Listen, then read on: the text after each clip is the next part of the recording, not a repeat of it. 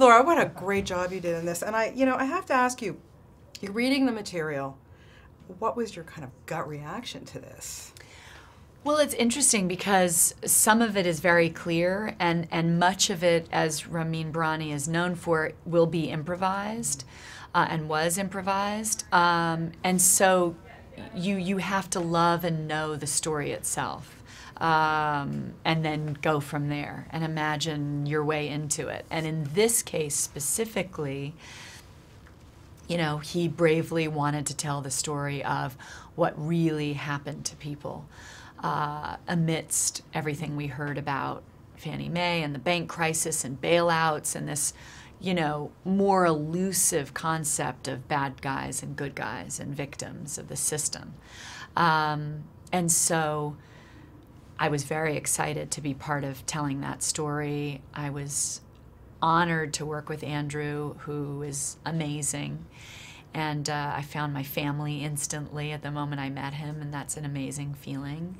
And so all of that was very exciting. But then when we delved deeper and got to see the documentary footage that we watched at length, many, many evictions, I mean, we were determined to reenact as truthfully as we could everything we saw. I mean, there's nothing we did in the storytelling of the eviction, of moving into the motel, of many of the dynamics of our family that we didn't see time after time in watching footage. Heartbreaking. Oh my God. Yeah, and I'm wondering for you, obviously, growing up, actor parents, the whole thing. But even now, when you're an actor, you're a nomad. You don't. But what does home mean to you?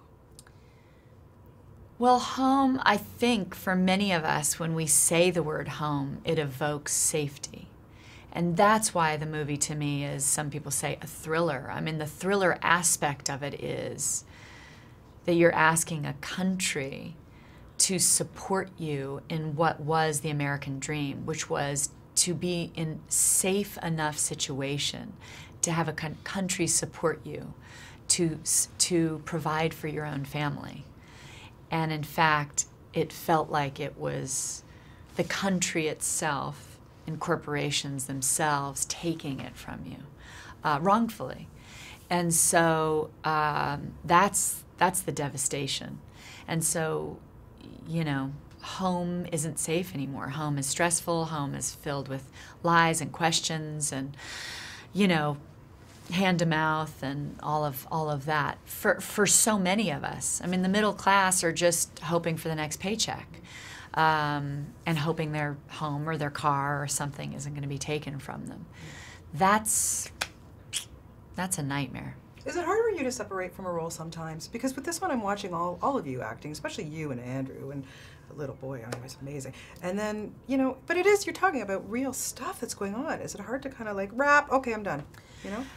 I mean, it is, and with Andrew, it was particularly difficult because we work very similarly, and we've worked with the same teachers even for many years, and so it was the first time in my career, which is now a 30-year career, that I've worked with someone together in the same way with the same teacher, which was an amazing experience.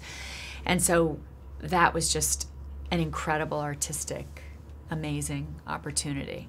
And it's hard to ever say goodbye to that, but on top of it, when you feel there's a vocational aspect to the storytelling, something that you care deeply about.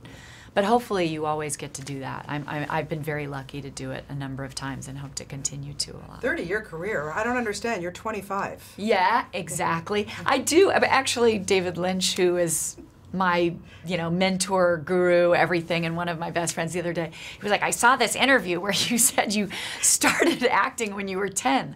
I said, well, I was 10 on my first movie. He goes, you've got to stop lying. You're 74. If you've had a 30-year career, you're 74 years old. I was like, you can't tell people that.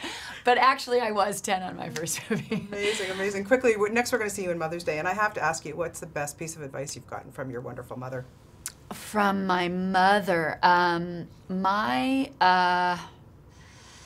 mom has given me great advice, but my mother and a 4th grade teacher both gave me the advice of keep your eyes on your own paper.